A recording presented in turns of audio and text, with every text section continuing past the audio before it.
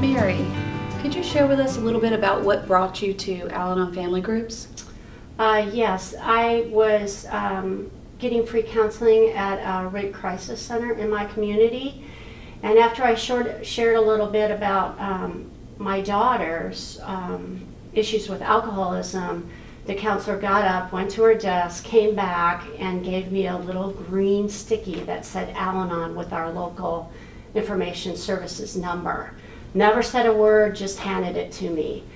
And I just thought that's sort of weird. And then a couple weeks later, I got into it with my daughter at home. And, you know, we had words, and she finally just said, "Mom, get out of my recovery." And I'm thinking, this is a 16-year-old kid telling me it's not my business. Wow.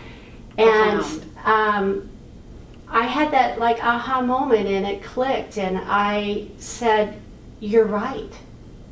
You know, I only feel okay and safe and don't worry if I know you're in an AA meeting.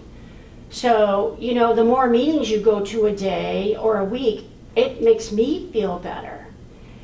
And I just said, but that's my problem, not yours. And so about a week later, I found a newcomers meeting, and I went to that meeting. And I was lucky enough to have an old timer that introduced herself and said, you know, "Come sit by me, I'll show you the ropes." And she said, "What are you doing next Sunday? I'll meet you here." And the interesting thing about that lady is I saw her those 2 meetings, and she said, "You know, my schedule's changed. I'm not going to be able to go to this meeting anymore." I looked high and low for that lady. I don't know where she is. But she brought me to the rooms, so I'm grateful. Yeah. Well, thank you for sharing that with us today. You're welcome.